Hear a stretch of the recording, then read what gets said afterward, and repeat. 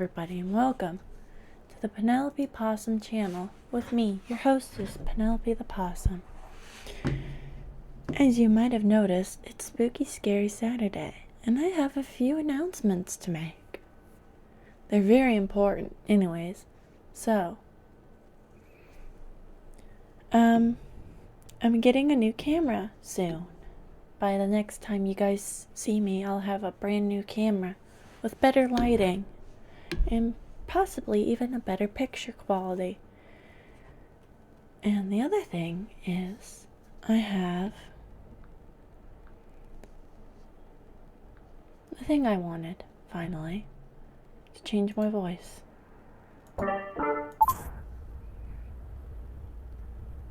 I have this voice, which is good.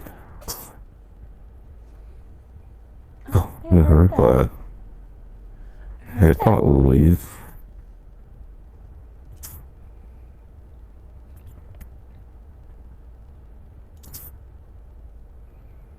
I also have other ones.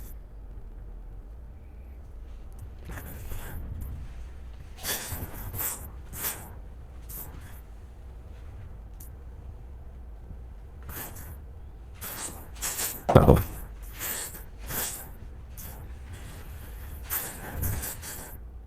I got Eloise.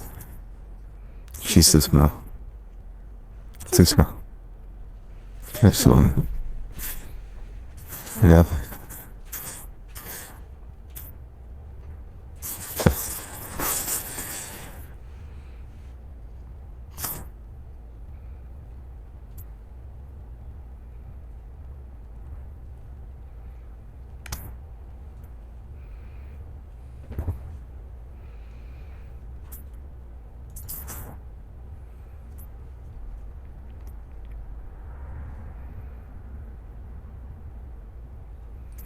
Hello there. Yeah, it is freaky as you used to be.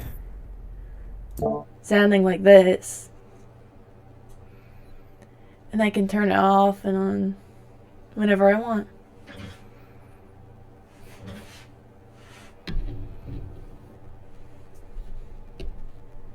I even have other voices.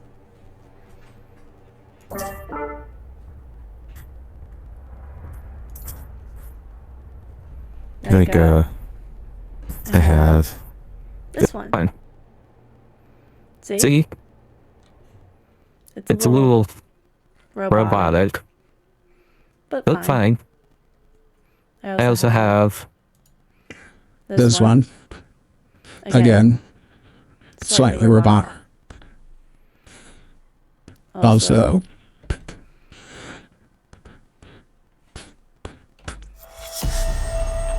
This one.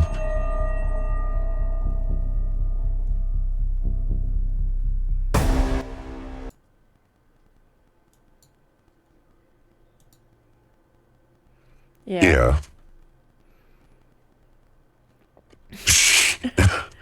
I'm sure what was. I also have this one. Which supposed to be no man. I I don't hear it though. This one. It's an old lady. Yeah, I have a bunch. I even have this one.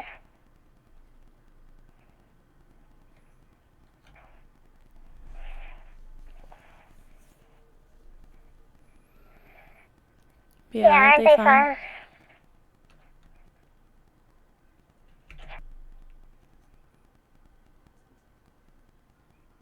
I think we'll go. Isn't it? Hold on. I'll show you the most insane one I have right now. Hella creepy. Well, what's the idea? It's creepy how much like a guy can sound. It's This one just makes me sound really cool.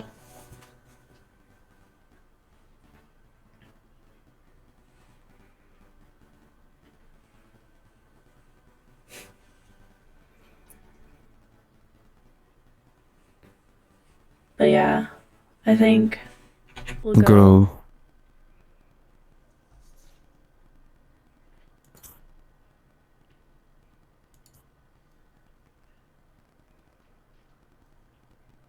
For this one, for now.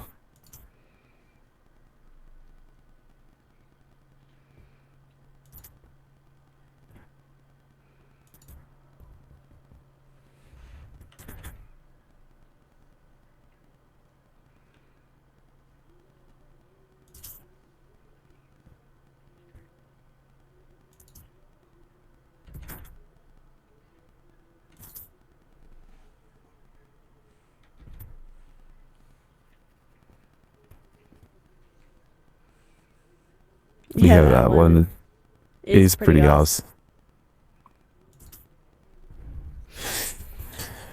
It sounds really fun. One thing I don't love about it is it picks up a lot of photos.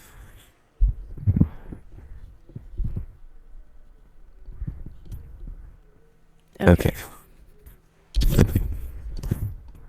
Are we all ready? Or do we want a different voice? Or no voices? It's up to you. I can even show you all the voices I have, and other ones are a difference. For now, I think I'll not have it. Maybe. I don't know. This one's fine. Okay. So let's read the story. We've got two VA class.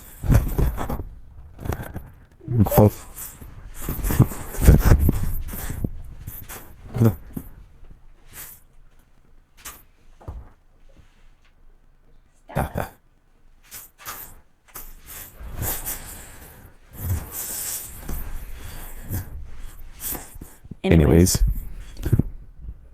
Louise is being small. Excuse me. It's especially weird for me because I can hear myself in the headphone as well as outside. So it's like very weird. Anyways, this is children's playground.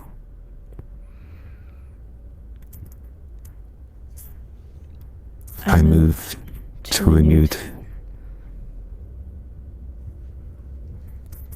I can't.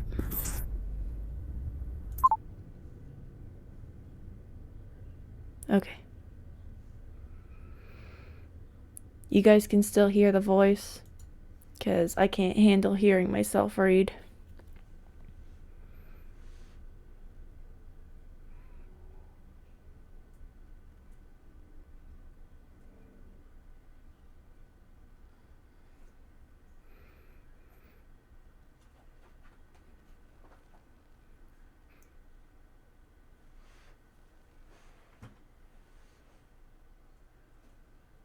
No, you can't hear it now? Dang it.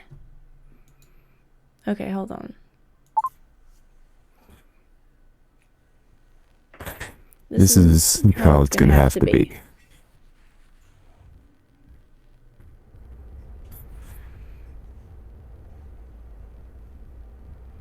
Is it back?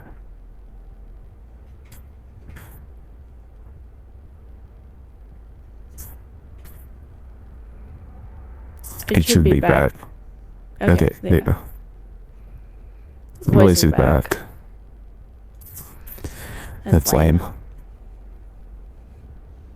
Okay. Just gonna have to not wear my headphones.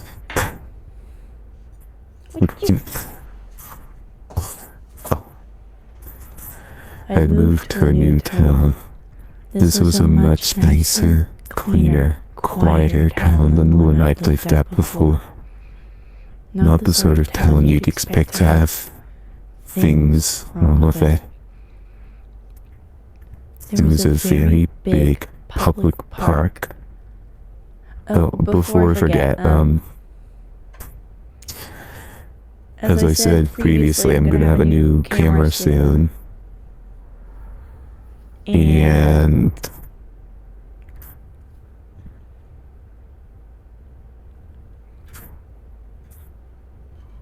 I'm having a brain fart. Oh, I'm having the world's biggest brain fart.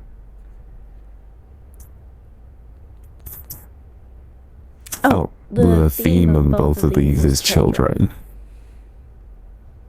Not quite like the Blue Bear story, but it gets close in some places.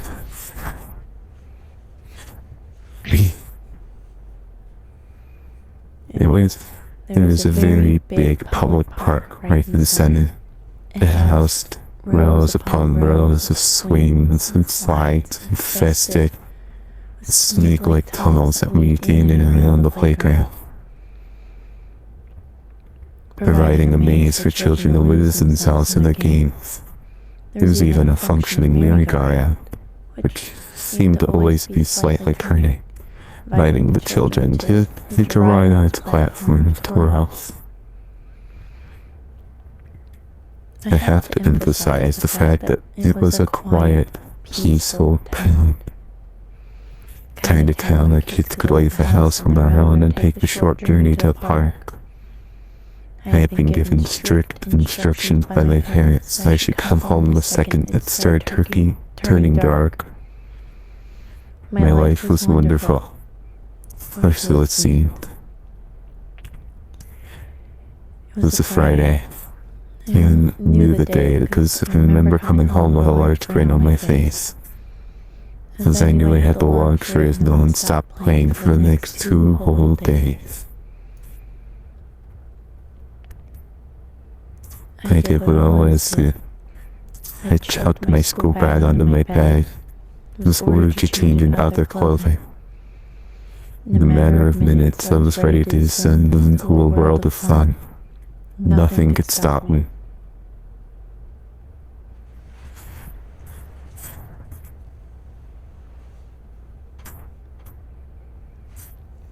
The town was my favorite. It was so easy to get lost in them, which made great fun to playing hide and seek with my only 2 friends, Billy and Pam. They were both in my class and we, like many 8-year-olds, loved any game that filled us with pure adrenaline. We were gonna play murder. I don't expect anyone to know this game, because we made it up. The rules were very similar to hide and seek, except when the one seeking found you, they had to murder you, pretending, obviously. It was during winter, because I remember being slightly cold along the melee around in the tunnels, furiously trying to find a perfect hiding spot. Billy was the seeker, home had hidden behind the merry-go-round. I was alone. Must have been maybe 10 minutes, which, for an 8-year-old, felt like a year. When I decided to do what all kids do when they get bored, give up. I give up. I shouted, my voice echoing through torn tunnels. And in the tunnels, I give up.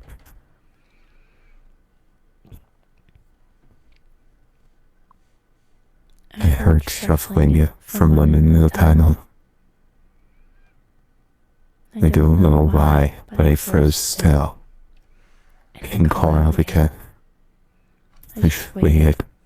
Something wasn't right. Billy would always say something before coming in after someone in the tunnel. He'd always congratulate them on being the last to be found, or for cheating, by hiding in the endless maze of tunnels. As they stood, frozen, each shuffling through the alley. I could tell it was starting to get dark outside, as the tunnels were beginning to lose any light, slowly but surely dropping in the darkness. I began to slowly shuffle backwards. Shuffling ahead of me grew louder, as if someone or something way too big for the tunnel was trying to navigate around. Come out. It's time to go home now. A very creepy voice echoed through the tunnel. It sounded like a grown man's talks to small children. A slightly higher pitched voice. This was definitely wrong. I probably would have come out if the place was outside. But it wasn't. It was inside the tunnels. Why would an adult crawl inside? As I was shuffling further and further back, the face of an old man appeared in the darkness ahead of me. There were patches of hair on his head. He definitely had the look of someone who hadn't showered in the last week. I couldn't see what he was wearing, but I knew it was tattered old clothes. He had a sharp, scraggly beard which was peppered with dirt.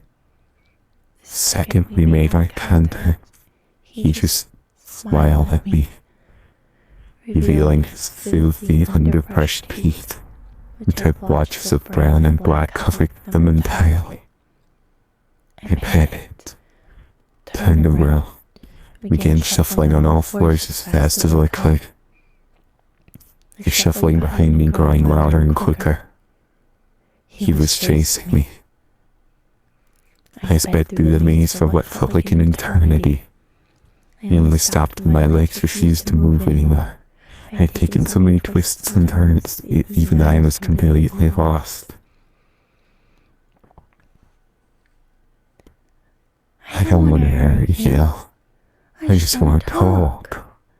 The voice echoed through the tunnels. I could tell he was nearby. I pressed my body against the bottom of the small near tunnel and listened. He continued to make soft cooing noises, begging me to present myself to him. I lay in that tunnel for hours. No exaggeration. Even after I heard him curse himself and angrily force his way out of the tunnel, I continued to wait. Thoughts raced in my mind. Coming out of the tunnel, only to be met by the same smile, but what once greeted me. In the darkness of the tunnel, I could make out blue flashing lights outside. Random frantic voices calling my names repeatedly. Billy, Tom, Michael. I heard my name and my heart slowly began to calm. My parents had come. I easily shuffled out of the tunnels, guided by the wet dirt scrapings along the walls. The way the man must have gone. Outside, I was greeted by several police cars. Lights flashing. There were groups of adults with concerned looks on their faces. I recognized two of them. My parents. Oh, Dad, I wailed, crying as I ran towards them. He began crying and ran towards me, lifting me off the ground and hugging me so tightly I felt as though I was being slowly crushed. Billy and Tom were taken that evening. They were later found hidden in a nearby skip, mutilated. They had been brutally massacred. Their skulls caved in with a large iron bar, and their bodies having deep cuts everywhere. Large pieces of glass and buried in their backs.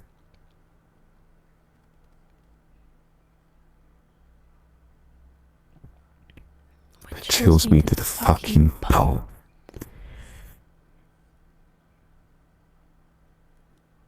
Is the vector I saw in the panels wasn't dialligator. It was Billy and Tom's blood. After slaughtering my two best friends, making eye contact with me in that tunnel, he just smiled. He had won the game. And that was Children's Playground, written by Ruffle Korean.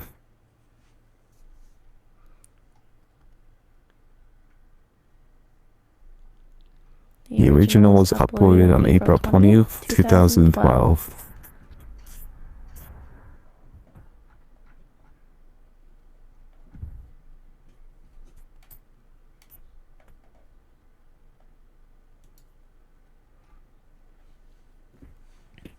And now, fire.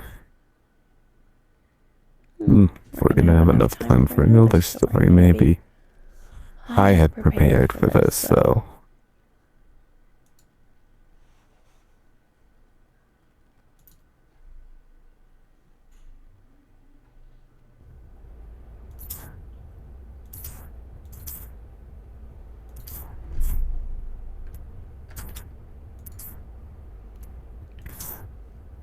Just in case. That was creepy. I feel like my voice might have helped with that a little bit. Just a little bit.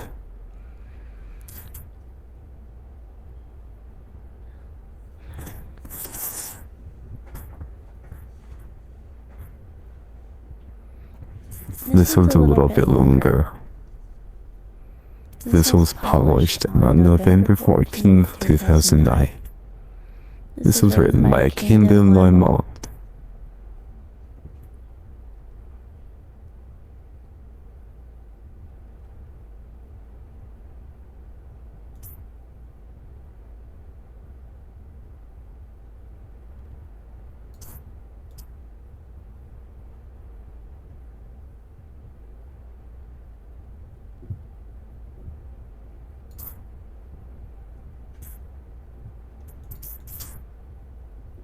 Okay, this is 1999. The year is 1999. That sentence brings me back to my senior kindergarten class when I was 5 years old. Not me. The person in the story. I was not in kindergarten in 1999. I was 2 years old in 1999. I was 1 to 2 years old in 1999.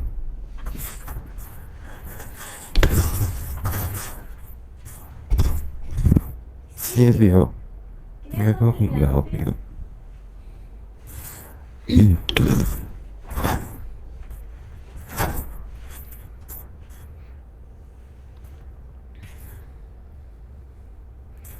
Where we used to eat out the black blight every single day.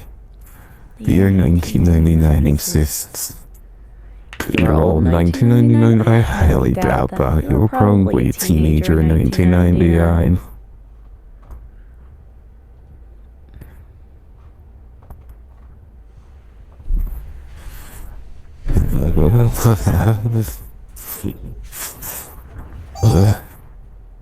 Oh.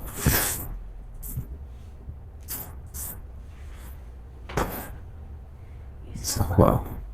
Sorry, Sorry, Rosie.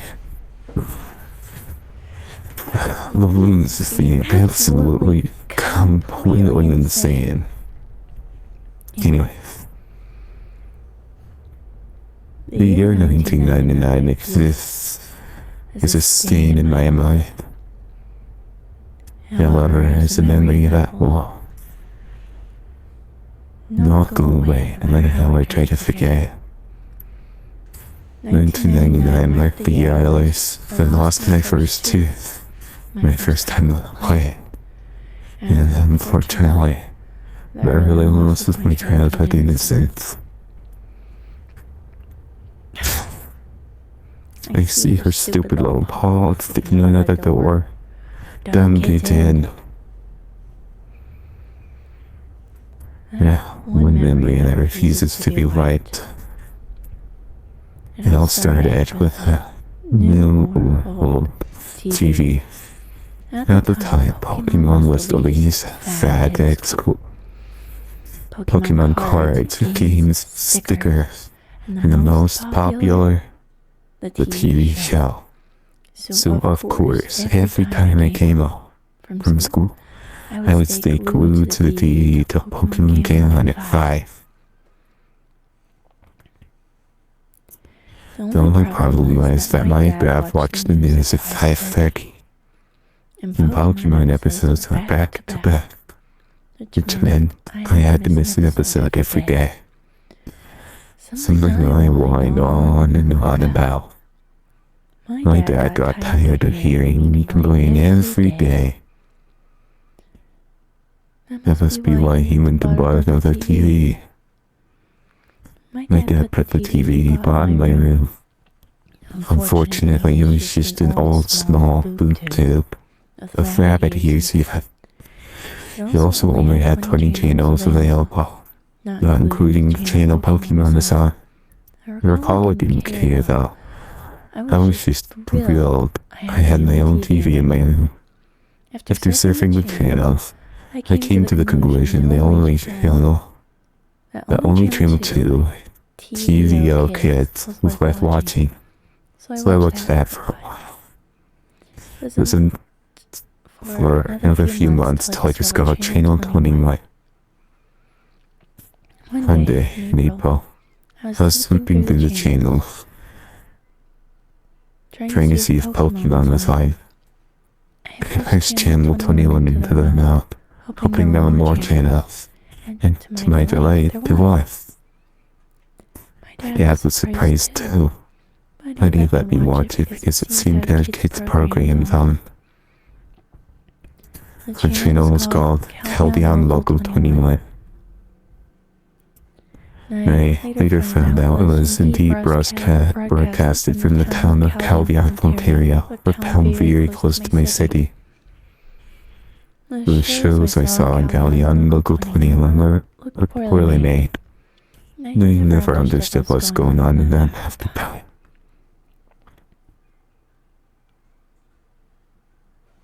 However, as I grew up, every time I thought of that channel, I realized more and more how messed up the shows were, and I had to ask myself, what the fuck was I watching? The following is a list of shows and episodes and then we seen on Caldeon Local 21. How I remember such detail even disturbs me. But I guess things like this stay down in your mind for a while. Channel only reading a few shows, probably because it was only operational between 4 p.m. and 9 p.m. April 1999. Mr. Beer's Sally. Episode 12. Where's Kitchen name if we can look at holidays? She'll feature the guy wearing a bear mascot costume. The good news is literally his Sally every day. As always a kid. The show was filmed on camcorder. Not a very good one anyway. Please ask me a lot of questions about this show. This episode, Detective Mr. Bear sitting at a table, playing checkers by himself. He sat there playing for a bit, till there was a knock on the door. The camera was then looking up the stairs at the door. And there was another now. Mr. Bear climbed up the stairs and opened the door to reveal two young children. One was a boy about my age. The other one was a girl who looked about 8. Mr. Bear danced and I started talking to the kids. I couldn't hear any of them that well. I remember then that Mr. Bear led the kids into the cellar, which was quite dark, only lit by a small lamp on the table.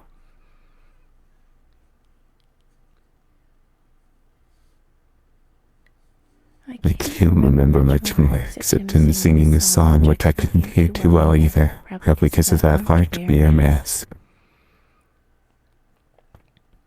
The episode ended with them playing hide and seek, with the kids hiding in the closet and Mr. Bear coming.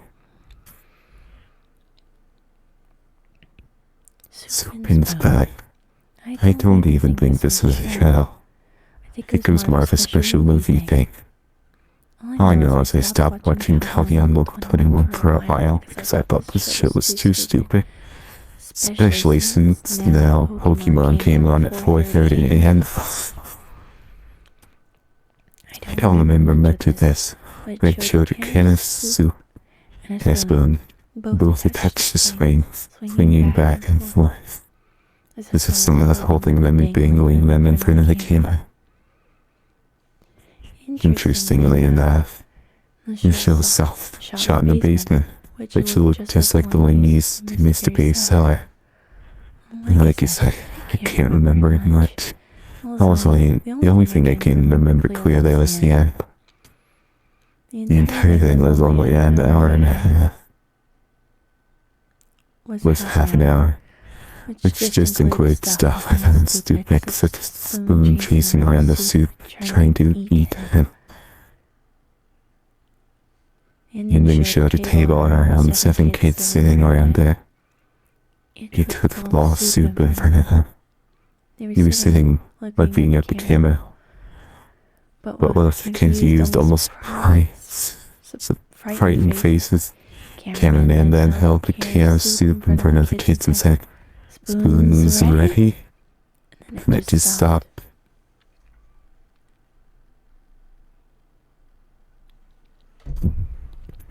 It was summer, and I hadn't watched Channel 21 for a while.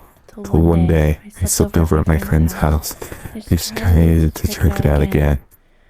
My friend had gotten the TV his room for his 6th birthday. So we stayed up very late. For us, 9:30 was very late. And watched TV. That's why I remember Channel 21. And brought it up to my friend. We decided to see if it was on. And to our surprise, it was. And must change the broadcasting time. Mr. Bear's Cellar, episode 23. This episode was very entertaining for me and my friend, mainly because it had swearing. However, now that I think of this episode, I realize there was definitely something wrong with this film. The episode started with its camera on its side. While I was facing Mr. Bear, I was walking upstairs to the cellar door. Camera then blacked out for about a second before fading back upright and facing Mr. Bear. There's also another kid walking up. This kid looked about 11 or 12.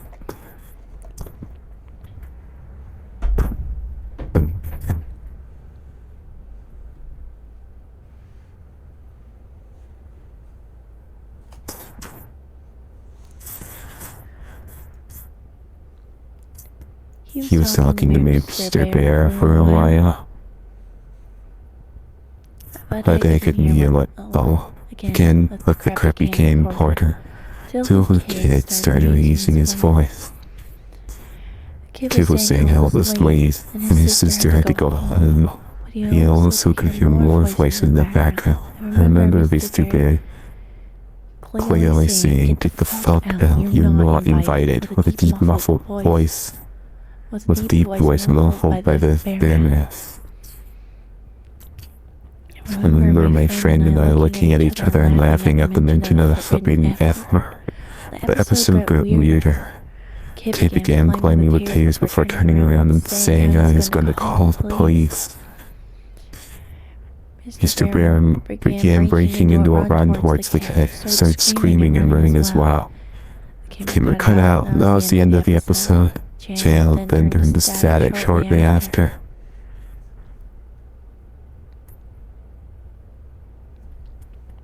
I didn't want to watch Channel 20 yet. In August, I grew more curious to see Mr. Bear's seller for some reason though. Last episode I saw Mr. Bear was weird and had swearing. It also made me think that the show was meant for teenagers. Nonetheless, I flipped the channel to 21 when my dad was busy. Episode 28. Apparently this episode had been playing the entire month of August. It was studied a lot by the police.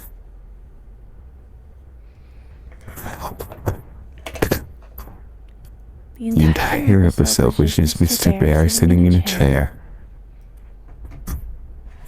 talking to the audience. Hello, kids. Do you want to visit my cellar? If you do, please write me a letter at this address. The screen then switched to a white screen with multicolored letters reading the address. That was what remained for the rest of the episode. This repeated for 5 hours every day until September. Guess what I actually did? I sent Mr. Bear, or that sick bastard who betrayed him, a letter. I did it out of curiosity mostly. My dad was okay with it because he thought it was a little kid's show. But then again, he never saw any of it. It was on Channel 29. So I wrote a letter using my best writing possible. I think I just said how I wanted to meet Mr. Bear. So my dad sent the letter to the address Mr. Bear sat on the show. Stayed on all day anyways for some reason. Took about a week to get a response, which I was surprised I did. I still have the letter I received on August 15th, 1990. Read, Dear Elliot, thank you ever so much for your letter. I'd love to have you in my cellar. Play games, watch movies, and go fire camping in the middle of the woods. Come to my house at Please Cut Out the Stress, Calhoun, Ontario, Canada. Looking very forward to having fun with you. Love, Mr. Bear. I cannot believe my dad never found this sketchy, because he actually took me to the house. And then that's when the police became involved. There's endless questions, there's pictures of terrified kids, the woods. That brings me to why I'm reading this blog. Psycho and his friends did some fucked up shit back then. And now it seems like he's trying to get into contact with them again. The entire police thing is coming back. That has brought 1999 back to me for a decade later. It is happening again. Update, November 14th, 2009.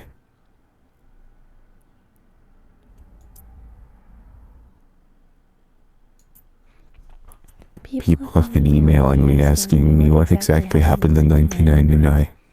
I will get that. Those weird TV shows I was watching are apparently meant to attract kids to Mr. Bear's house. Mr. Bear gave shock the entire town. My dad actually drove me to Calhoun along with the address Mr. Bear left on the letter. The house is actually on the outskirts of town, in the open farmland. I still remember that house. Looked like an older farmhouse. Looked like it had to have been built in the early 1900s. The windows were all boarded up. The house looked like it was in state of disrepair.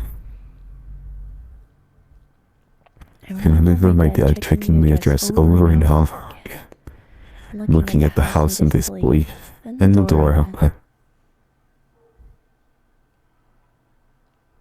I expected Mr. Bear to be at the door, but I was surprised to see his police officer emerge from the creaking doorway. The officer began talking like that, while I quickly asked if that was Mr. Bear's house. The officer's face cringed slightly and he muttered, "Oh God," or something like that. He started talking quietly to my dad so I couldn't hear, although my dad told me to go the car anyway. Then we just went home. My dad was quiet the way home.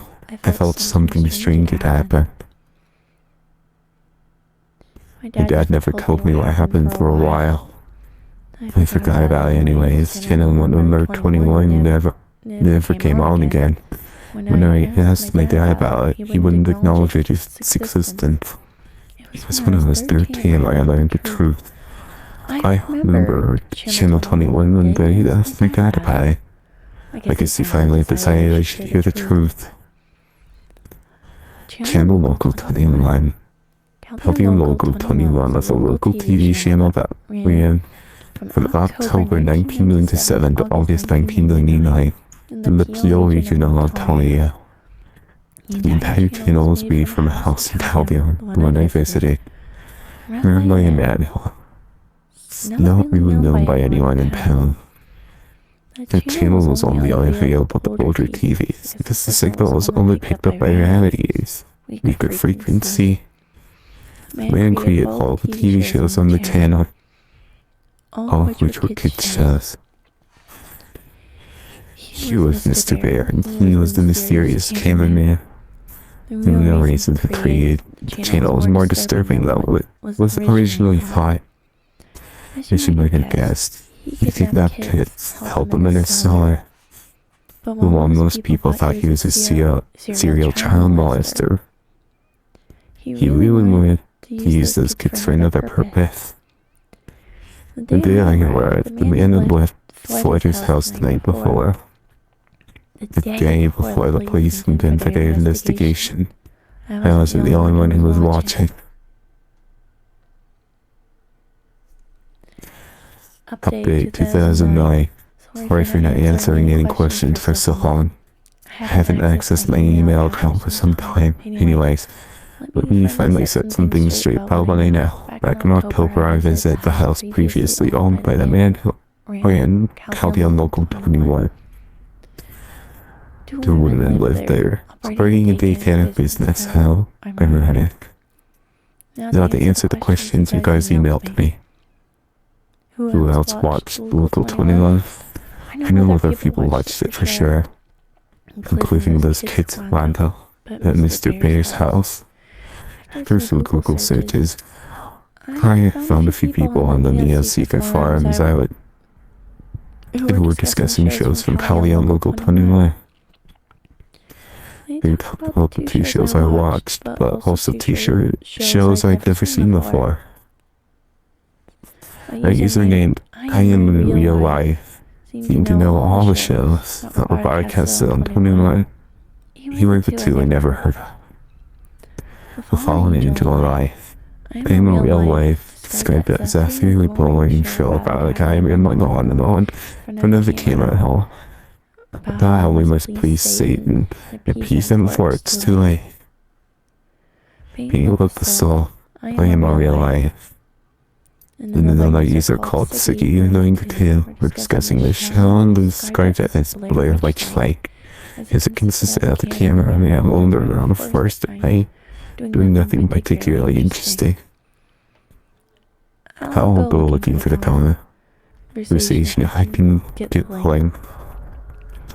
Where is Mr. Bear, the guy who wore the costume? I did know what I said earlier. I have no idea where this guy is, or if he's dead or alive, hopefully dead. When we see my dad's friend next time, let us come up by it. Maybe I can get a more definite answer. What did Mr. Bear do with the children? This is by far the most common question I've been asked. I found this out in October as well via my dad's friend who was a retired Calvian regional officer.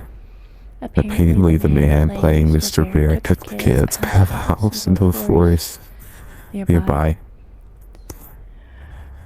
What he did there, the police are not exactly sure how it happened, but 16 charred bodies of children between the ages of 4 and 13 were found in a 15-foot by 15-foot deep ditch within the forest. My dad's friend did not want to go into exact details. I haven't seen them next Thursday anyways, so maybe I can extort some more information from him then. That's all I have for now. Thanks for keeping an interest in my blog. I'll try to gather as much information as I can for my next post. I've actually been getting pretty interested in this myself. It should be my right to know what the hell happened. I haven't posted anything for a while. Kinda lost interest in this blog since I hit a standstill by looking for more information about the identity of the old Caldeon local 21. However, a few weeks ago, I struck gold. I found some answers, surprisingly, from the father of a kid I used to babysit. He lives just across from the street. I used to like to look after his kids when they were younger. He currently doesn't have a job either. He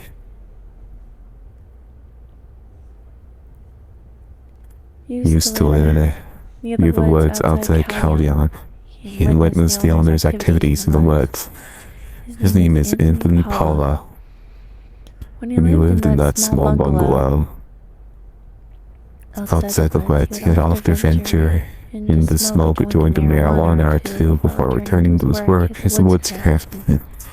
Paula said that sometimes he would hear voices of children coming from deeper in the woods. It's also glowing light off in the distance.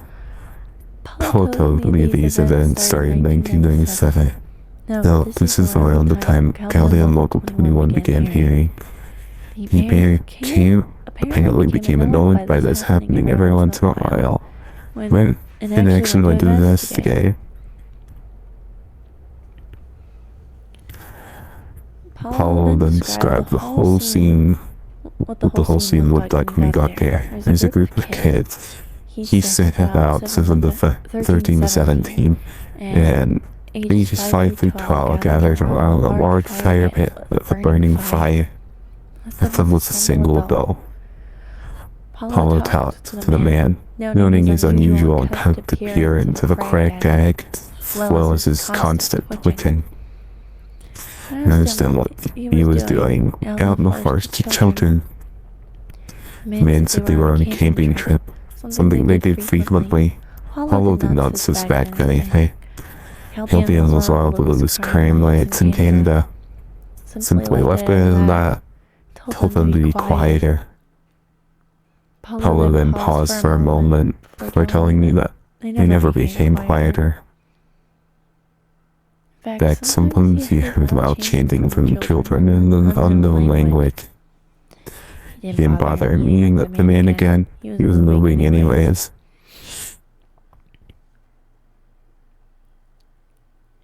I told Paula that was probably the owner of Caldeon Local 21, but he doubted as he heard the man was moving to Pickering. I saw her and was into that area. Here's what you know. That man would take kids into the woods regularly for camping. A fire pit. Paula describes maybe the whole bodies of the children were found in. The children Paula saw are probably the ones found dead. The man moved to a city called Pickering, a smaller city east of Toronto. I'll discuss this with my dad's friend, the ex-cop, see if it matches anything the police knew about the man. We'll also want to see if there's any other knowledge about what was there on Local 21. Good news, guys. I talked to my dad's friend and he disclosed a lot of information for me. First I asked if the police had any information on the man who was in Local 21. He replied they only had the same leads for years and never found a suspect. However, the Peel Regional Police do have some of the tapes found in the house Local 21 was broadcasted from. Took me over so I could watch a few. I guess I haven't said much about him yet. My dad's name is Mitchell Wilson. He's a pretty nice guy. Seems to understand my thirst for knowledge on what happened to him in the late 90s in that house. He feels it was wrong that my dad went so long without telling me much. He took me to the Davis Road Police Station. If you don't know, it's the largest police station in Caldeon, and the largest within the Peel region itself. Each of the main stations around Peel have full of tapes. I was able to watch all the footage that the Davis Road Station has. Unfortunately, I wasn't allowed to take any tapes home for obvious reasons. Pain with the soul. Garbage thrown away. Pain with the soul was one of the shows that I am a real life and Siki discussed on Music. I told the police about this. They informed me that 12 episodes of the show were made. Broadcasted between December 5th, 1997 and January 8th, 1998. Exactly as I Am a Real Life and Siki 92 described. The episode opened with a cameraman walking around in a forest. It appeared to be during the evening as it seemed the sun was setting. The cameraman walked along the path until he got to the area that was where there was a lot of garbage laying in the leaves. Cameraman looked around the various wrappers, bottles, bags, boxes, making sure each item got a few minutes of screen time. The camera then focused on a single area before the man spoke. I recall he spoke in a very timid, quiet voice. Here I've heard somewhere before, like in another Caldeon Local 21 show. I could barely hear what he was saying, but he mainly talked about how humans are garbage or something of that. Had to do with saving ourselves by cleaning up the garbage, us. It just sounded really stupid. But still, a feeling of dread came over me. I mean, that first was possibly where the bodies were found, right?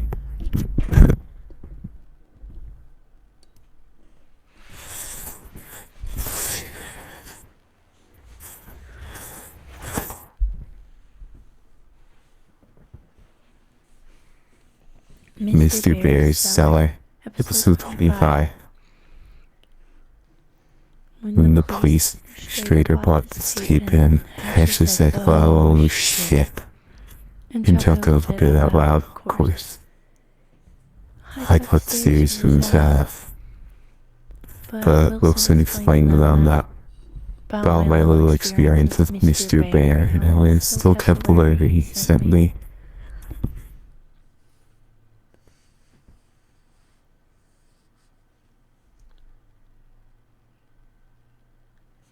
Like in the previous episode, this one included a guy wearing a bear mascot costume. This episode began with Mr. Bear waddling over to the cellar door with a bottle of orange juice in his paws. On the ground there are 16 shot glasses as well as a small bottle that contained an unknown liquid. Mr. Bear poured an equal amount of orange juice in each glass before opening the smaller bottle and depositing one drop in the glasses. Mr. Bear then went off camera. There are some minor sounds such as shuffling, and then Mr. Bear emerged from the camera's location. Following him were 16 children. Some looked as young as 4. All the others looked like they were practically teenagers. His children entered. The administrator commented that this is the only episode that showed all 16 victims. All the kids looked rather content, except for this one who had visible bruises on his face, and unlike the other kids, Even more fearful expression. It's about 11 to 12. It caused me to recognize him. He was the kid who had asked about his sister, subsequently met an unknown fate at the end of episode 23. One episode I watched during 1999. When I told the administrator he confirmed it was the same kid. It was also featured in episode 24, episode that only aired on 3 o'clock in July 1999. Police still have not found the tape. Mr. then broke into song, singing about citrus fruits and how good vitamin C was for you. I could barely hear the lyrics as they were muffled by the mask. The kids all drank their juice, the one from episode 23 doing it rather reluctantly, and the episode ended. After viewing the tapes in the possession of the Deersburg police station, Rain satisfied, but only temporarily. I still want to have a full story. Please keep giving me some crap about the creator of local county on 21 just being a fetishist pedophile, as well as an apparent cultist. I'll sign up for now. Get into university first and get information later. Hopefully I'll be able to get back to this plot as soon as possible. 2010. Last month I finally got my G2 license in Ontario, Canada. This means you can drive a car by yourself as well as with some passengers after 6 months. I, of course, took advantage of this, drove into Caldium for a little Sunday drive. Since I haven't updated this blog in a while. Geez, I won't have enough time for that.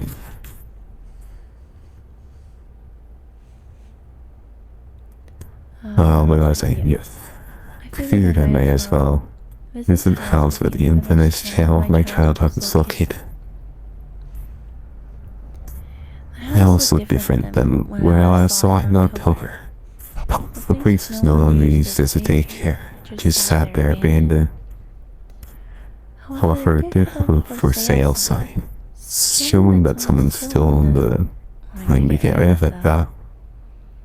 Abandoned house to fuzzy memories in my mind. Thinking of that day, my dad took me to visit Mr. Bear. Feeling of dread came upon me. Happened to the children while they were living in the house. I walked up the steps into the front door and peered through the window. Inside I could see a nearly empty hallway of 2 boxes at the end. The end of the hallway into the rail is an open doorway, presumably leading to the kitchen. To the left were 2 doors, both apparently leading to the rooms visible through the windows outside. The window where the cellar entrance was located, whether it had been sealed up. I walked around to the back of the house and found my answers. 2 wooden doors laying at an almost flat angle were padlocked shut. This had led to the cellar. Not wanting to hang around, you cannot imagine what was going through my mind at the time. I departed. Behind the house, the empty field continued on until it reached dense forest that lined the horizon. I wondered if that was the forest where the bodies of children were found. I thought to myself, fuck it. Proceed to walk across the field and behind the house into the forest. Good morning. I said good morning. I started recording.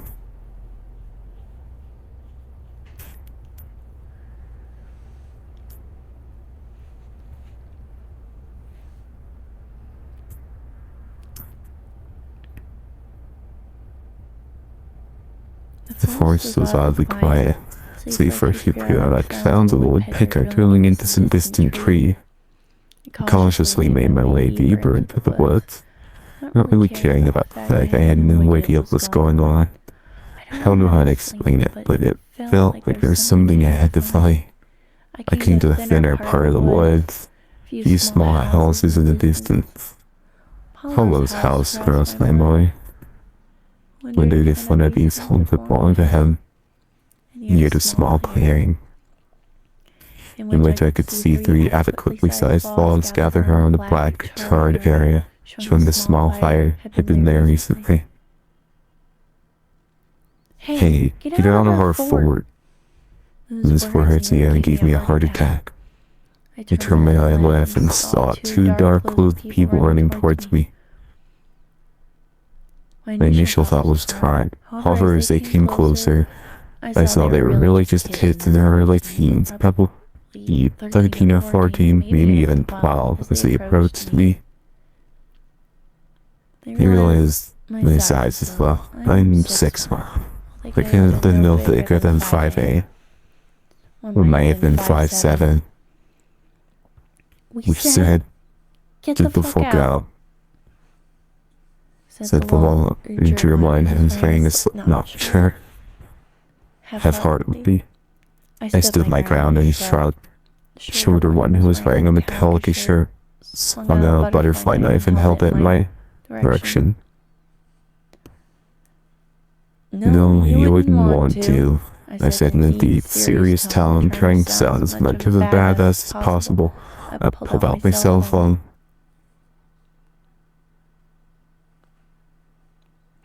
The 2 kids withdrew, one in the metallic shirt, and with a knife. "Look, dude, we don't like people in our fort, so can you just go?" The Slipknot, the one in the Slipknot shirt said, obviously intimidated.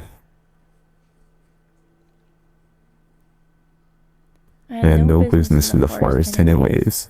I uttered out the simple "fine" and turned before I realized I had a great opportunity.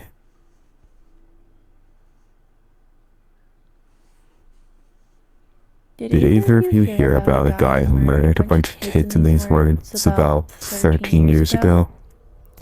I asked the kids. 2 looked at each other in confusion before the one wearing the metallic shirt answered, "Yeah, everyone knows about that guy." He said to me as if I was stupid. The kid in the Slipknot shirt continued, "He still lives around here in the storm drain. My big brother's friend says he saw him in a bear costume once swimming around the forest at night." Would you stop that? Louise.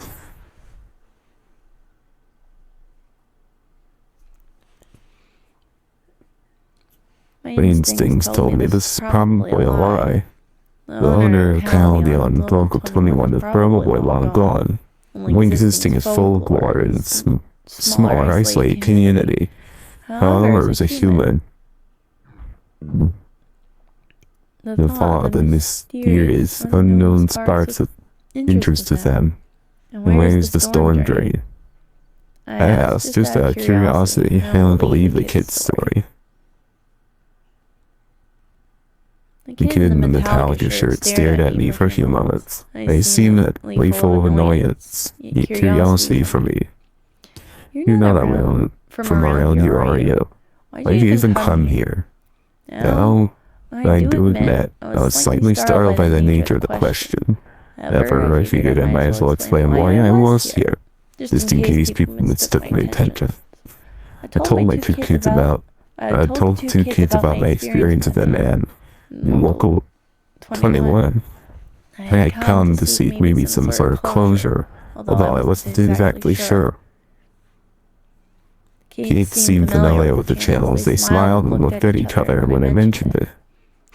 He also became more understanding and gave me a detailed description of how to get to the storm drain. Shortly afterwards, I had to turn on the way I came and head back to the house, leaving the kids in their fort. Now you're probably wondering why I left so much detail about what the kids told me just now. Is it because I'm choosing? It is because I am choosing to go to the clue I have gathered now. Here's what the kids told me in detail. Storm drain lies ahead of the kids' fort, same direction I was heading. Drain into a small river. where excess water is drained out. There's a small playground. Kids told me people barely use it. And supposedly lives in a large pipe that rainwater drains out of. People have seen them, although either always wearing beer masks, with a mask and the full-body bear costume. No, I do not believe this was true. And in fact, simply a myth made by residents of Caldeon. The story does not seem plausible in any way. Why did no one call the police? Didn't the sky look suspicious? And other questions like these leave the story invalid. I may visit the storm dream, not because I believe the story, but I want to excuse to visit Caldeon again, so this blog doesn't die. No more tapes to watch. I don't know what to talk about anymore. Thanks for continuing to support me in my blog. I know many are looking forward to more information about what happened in Caldeon during the year 1999. I'll do my best to continue research on the topic. I lay it out. 2010, October 7th. Wow, nearly 5 months since I last updated. Guessing everyone pretty much thinks I was dead, right? Thankfully not. But in all my seriousness, I really have been busy in the past few months with a blog about something that could have killed me as a kid. It's a little low on current priorities list. As of now, I'm living in Waterloo, Ontario, attending the University of Waterloo for engineering. Yeah, I'm keener. As you can imagine, engineering is no walk in the park, so obviously I forgot about this load, but as you can see now I'm back. I remember to visit the storm drain for the kids from Caldeon Forest told me about. Then a clearing between wooded areas, nearby a marsh. Unfortunately, I found absolutely nothing. Save for a turtle that retreated into his built-in home with its zombie. I snapped some pics of the pipe, which I have posted as well. Also, let me tell you, it was not a storm drain like I thought. They said it was. All I saw was a simple pipe, possibly to channel excess water from the marsh. When I returned from Caldeon, however, I simply kept putting off uploading everything until I forgot all about my blog. Just didn't seem important anymore. Please forgive me. It wasn't until only recently that I am now interested in my case again. On September 10th, I received an email from this email address, returnmedia@hotmail.com. Funny, right? It gets better. I'm going to copy and paste the exact email with slip. You guys sent me. Dear Elliot, dear my baby boy. You see, this story may or may not be true, but it could happen. There are many slots for time. If you have money, you can have a public access TV channel. Some public access channels share time, like ETWN, which is Catholic-based programming during off-air hours.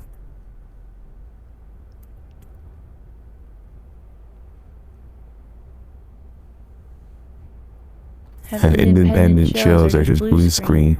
Cable networks have empty channels available for rent space. So the scenario of a pedo renting a channel on basic TV is not that far-fetched at all.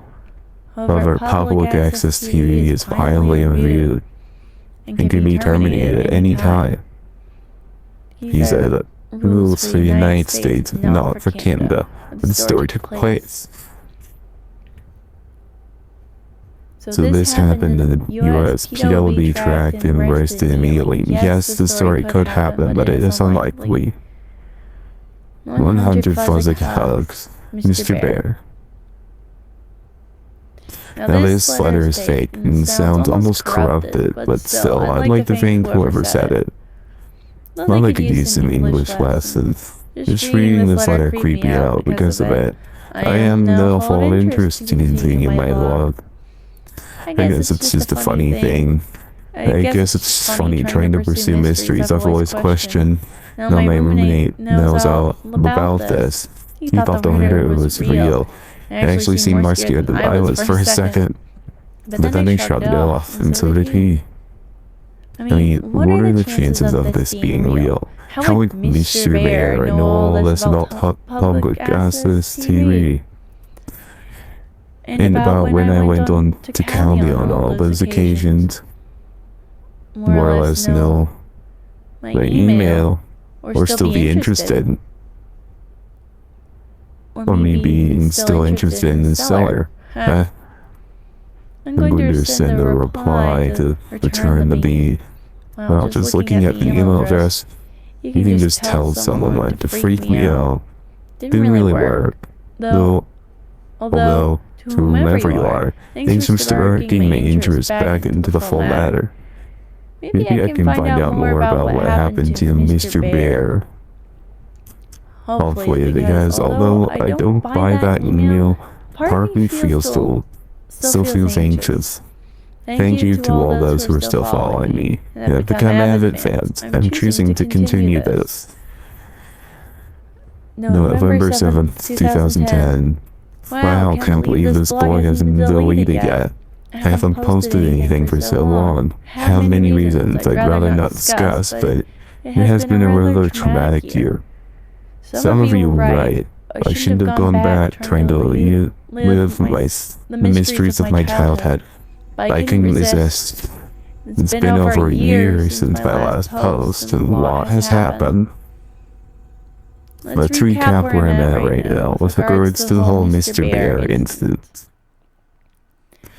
Return to be at hotmail.com is no longer used, so I tried replying to the email but got no reply. Tried again a while back, still no response. I actually moved up to Ottawa, capital of Canada, for those who don't know. For these universities, I haven't been back to Calgary or back home in a while, in the Peel region for a while. And my reason for leaving, as you can guess why. I've had to make a new email account because people keep emailing me pretending to be Mr. Bear. Thanks guys a lot. Not. Why have I ventured back to this blog? Back Mitchell Wilson. Remember my dad's ex-cop friend gave me a phone call on October 23rd about a tape that was found in the branch of the Brampton Public Library. Brampton is my hometown, in case you haven't picked up on that. He claims he isn't allowed to discuss it, content of the tape with me as it is still in evidence. But he asked me to come check it out when I return home. That tape got the gears grinding in me again, because as we all know, that was on what was on the last tapes I saw. I can only imagine what could be on it. I'm guessing it must have something to do with County on Local 21. I guess I just wanted to see I'm continuing this blog, and thank you for everyone who still follows. I don't know what to expect. I don't know when my next entry will be. But when I see that tape, I'll worry about what I find. I don't know what to expect, but the idea of seeing another tape has gotten me interested in this whole mystery all over again. Elliot. January 21st, 2011. It has been a long year for me. University has given me the usual sleepless nights, especially since I transferred to Ottawa. Life's just the place to party, sarcasm. And now I'm back home with my dad in Brampton, the town I grew up in. I got home on the 18th of December and I've been visiting my friends and family, or at least that's what I'd rather have done. Although the festive holiday cheer that I usually have this month was absent. These are the hundreds of emails and comments I get. My God, yes, I did see the tape from my dad's friend Mitchell Wilson promised to show me. These tapes.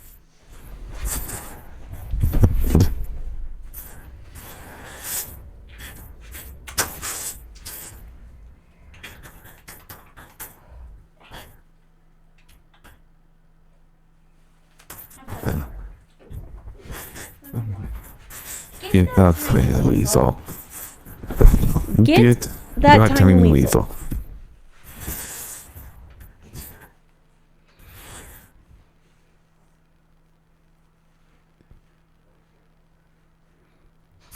However, these cat tapes, however, act as a curse. I want to know more. Yeah, I want to forget everything. I couldn't help it. I needed to see those tapes.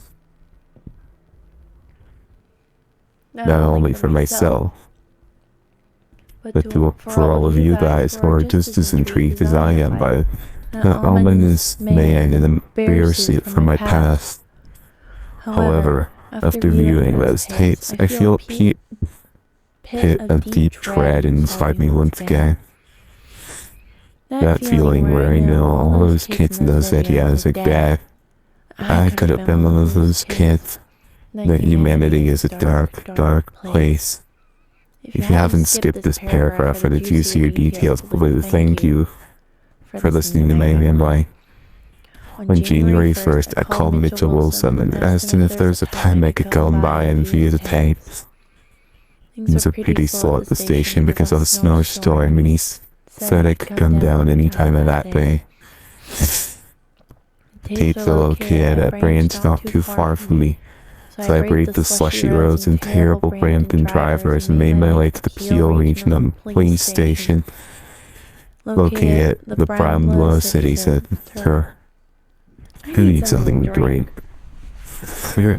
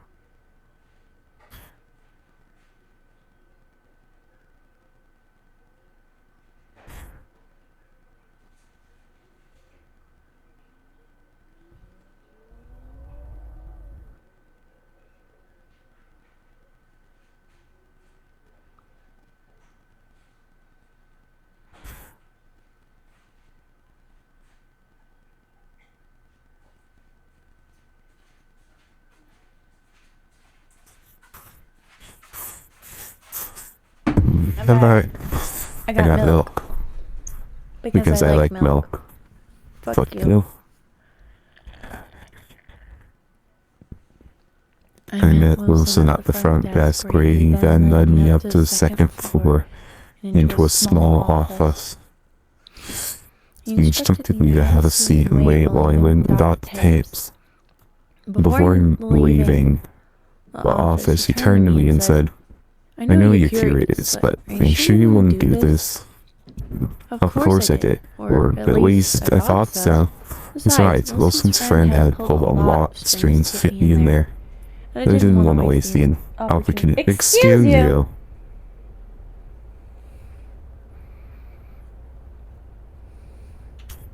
Sorry about that. It's hard to do with ASMR as well. You have cats everywhere in your house.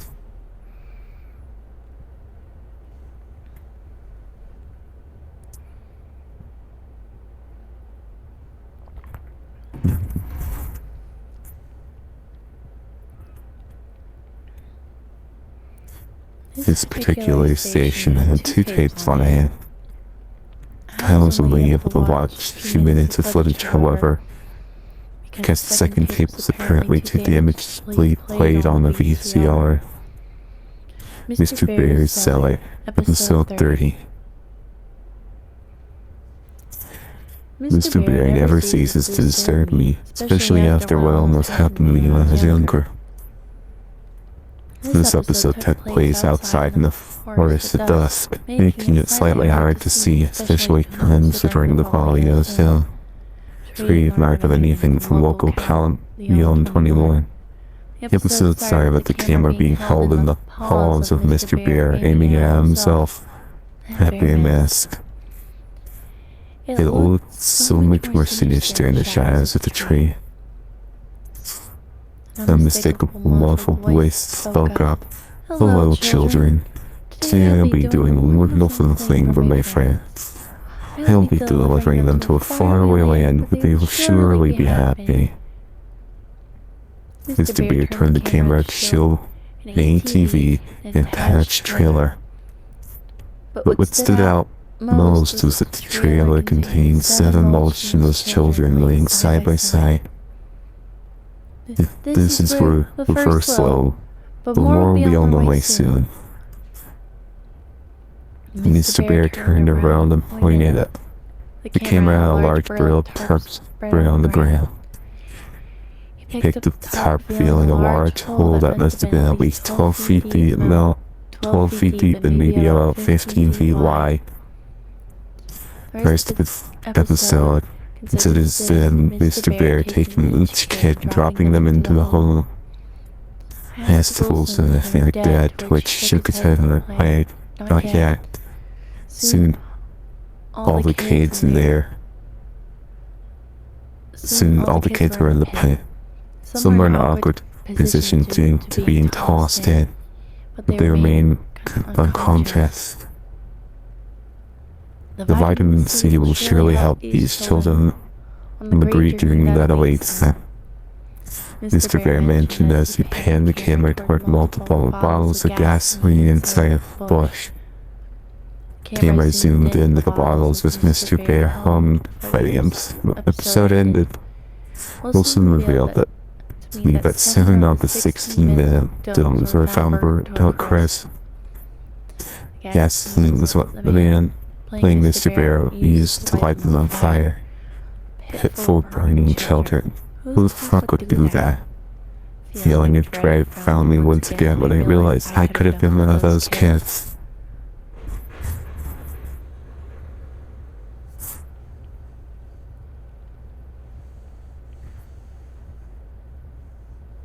Wilson then explained to me that he had previously lied.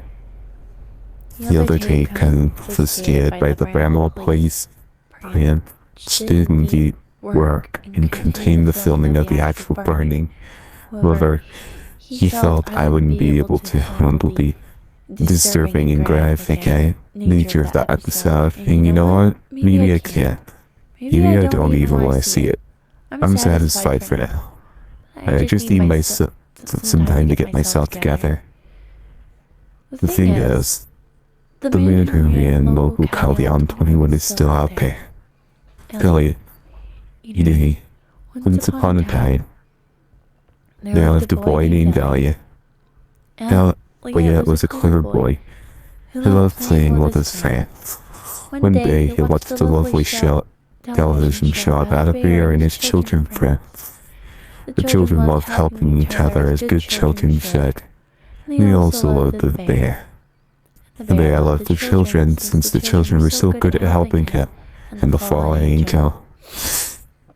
The children and the bear wanted to play together forever without their angel friend. But the fallen angel needed even more help. So the children had to give the ultimate sacrifice. Because that's what friends do, Elliot. They help well each other, Elliot. Help us, Elliot. Burn with us, Elliot. I want you, Elliot. He wants you, Elliot. Come back to my cellar. Pretty please, with sugar and icing on top. Mr. B. Eatery.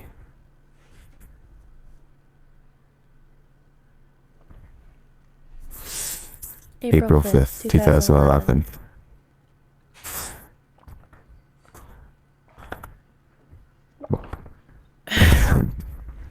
I wanted to update more.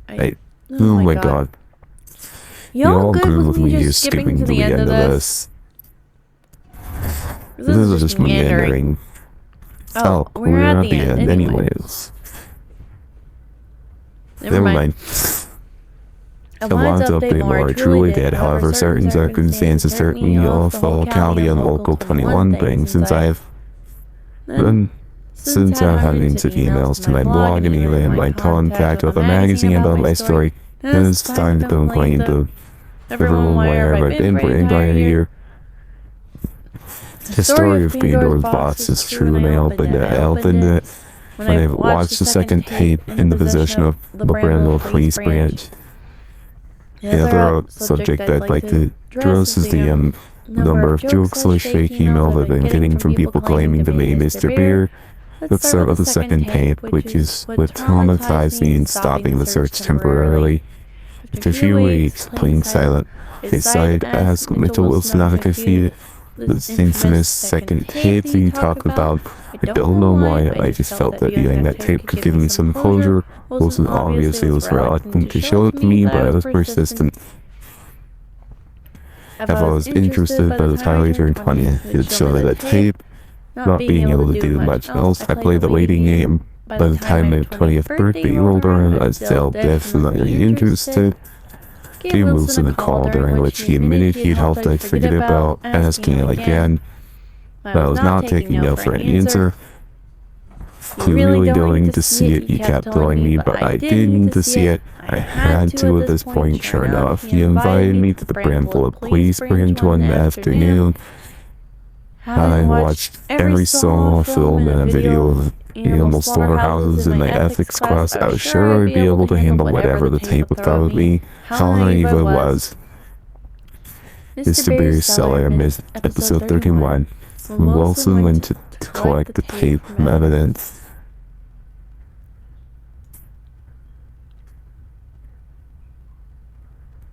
Oh my god, come on. The officer in charge of the evidence turned and shook his head at me, saying, "What are you doing?" Wilson explained that this tape includes the last known episode of Mr. Bear's Cell, where I rightfully assumed that I would be seeing the fate of the children and began to feel a sense of dread. The episode opened in Silent Forest, the usual one from the previous episodes.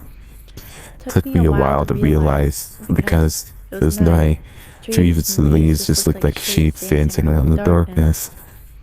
Faint glow of light was present on the right side of the screen. There wasn't any apparent light out. It appeared to be a windy night, and yet the trees weren't making any noise. Slowly, the camera began to pan towards the glow, revealing the smoke rising from a hole, the tips of the flame peeking over the top. Wilson paused at this. "Are you sure you want to see this?" Yes. I insisted on it, even though a voice in my head was telling me not to. The voice continued. The cameraman moved towards the hole, showing a pit of fire. This is the hole I had seen in the previous episode, only this time it was filled with shapes. I could see shapes moving around, fluttering and failing. So motionless, I knew perfectly well what they were. The cameraman began to adjust the light, and burning flesh, red, black, a blur of surreal movement and colors. I wish you could forget what I saw. But you can't forget a scene like this. This was not a horror movie. This was reality. Humans are being killed in a horrifying way. I'm afraid I could have potentially met more people. Stop going over there. Don't look at me like that.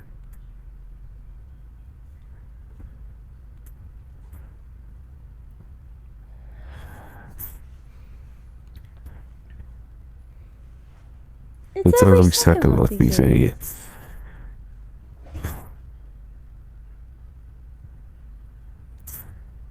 The video suddenly cut to dawn. Camera now positioned further away from the hole. Fire is out, however, there was still smoke rising up. Figure was up ahead. I recognized it right away. The Mr. Bear suit was laid out on the ground. Empty. It looked just as in the movie. The suit was laid out in the shape of a cross. Cameraman did a lap around the suit, parading like a treasure act.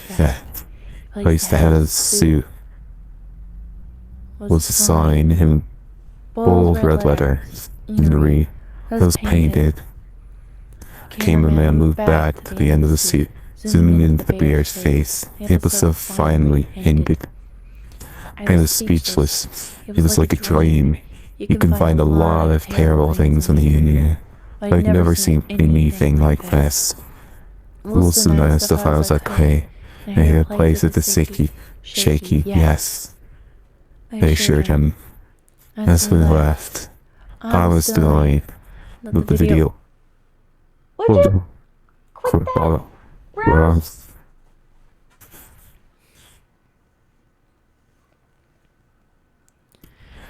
I assured him as we left I was fine. The video gave me some closure over the whole incident. He didn't seem too confident in me, but he left it at that. He was right though. I had nightmares for weeks. I gave up. I didn't care about the whole thing anymore. Sick man, but burned a bunch of kids alive, tracking them with a fake kids TV channel. I could have been one of the victims. Yeah, I'm so here. I suppose I should be grateful, but I feel guilty. Am I still here only by pure luck? 10 months later, I'm back. But now I need to address something else. My email has been flooded with messages. Some people ask for more details. Some ask if I can upload tapes. Some people email claiming to be Mr. Bear. First, I could not get the tapes uploaded, as their A, employees had this possession as evidence, and B, I have no idea how to transfer the to some computer.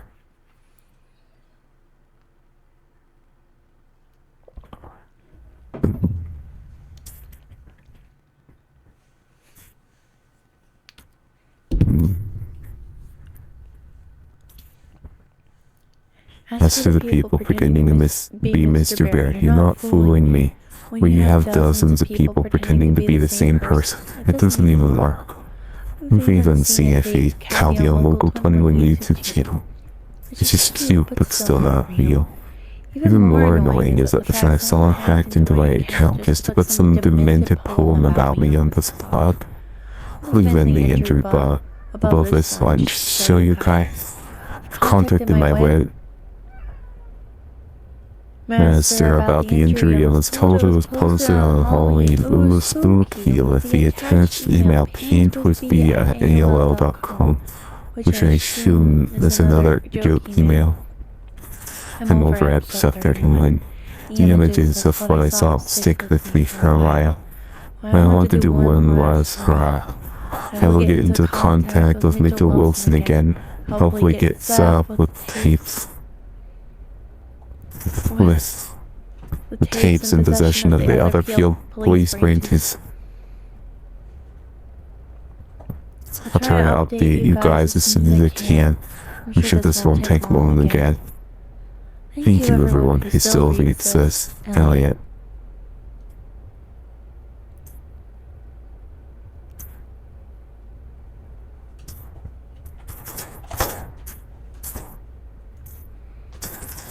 And that was 1999 by Camden Lamont. But I honestly thought that was going to be way shorter. So I had another possible creepypasta, classic creepypasta to read. Queued up. But turns out we had plenty. So I'm gonna turn this off. It was an abrupt ending. It really was. Ugh. It is so weird working with a voice changer because you can hear yourself speaking. And you can also hear in your headphones the voice. It's so freaky, and the voice mod will pick up little noises that the cats make, that Explodo Jones is making, that I make, that I'm not realizing I'm making. And also, doing this has made me realize I have maybe a little bit of a lisp. or lisp might not be the right word. I have a bit of a mush mouth problem. I don't pronounce things correctly a lot. But that'll be it for tonight. Thank you all for joining me here tonight on the Penelope Possum channel. Look forward to the next episode where I have a brand new fresh camera instead of this little piece of crap. Of course it's working now. Of course it's not glitching out now that it knows it's gonna get replaced. But you guys know this little jerk loves to glitch out and fuck up all the time. But yeah, we'll be playing with that a lot more, probably using it on online games so that I don't get harassed online. Yes, good night, possums. Stay awesome. As always, remember to stay out of... Yeah, as long as Amazon brings downtime. They should be here tomorrow. It should be here tomorrow. If not, I can probably call the customer service line and let them know. Cheeto, if you don't stop, I'm going to put you in a cold bath. Anyways. As always, stay out of small spaces you can get trapped in. Stay out of traffic. Stay out of car engine compartments. Stay hydrated. Stay awesome, possums. Have a good time, whatever time it is, wherever you are. Good night. This is Possum signing off.